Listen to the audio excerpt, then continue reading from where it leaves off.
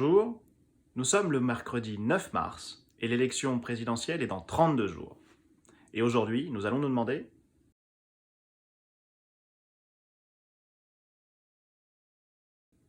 cette obligation s'inscrit dans un souci de ce que l'on appelle la déontologie, l'exemplarité que l'on est en droit d'attendre de l'ensemble des candidats à la fonction présidentielle et du futur président de la République. Ils doivent déclarer leur patrimoine, c'est-à-dire l'ensemble de ce qu'ils possèdent, leurs voitures, leurs immeubles, leurs maisons, leurs différents comptes en banque, etc.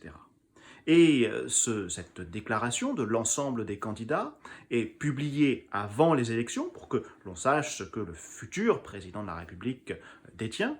Et surtout, il y a une autre obligation qui est que le président de la République qui sera élu devra, avant le terme de son mandat, publier une nouvelle déclaration de patrimoine à la fin de ce mandat. Et l'on pourra ainsi comparer l'évolution du patrimoine pendant la durée de la fonction présidentielle et examiner s'il y a eu un enrichissement, par exemple, pendant l'exercice de cette fonction, qui pourrait être lié à cette fonction et qui donc contreviendrait à ce que l'on peut attendre d'un président de la République. C'est donc un souci de transparence et de renforcer l'exemplarité des candidats et du futur président de la République.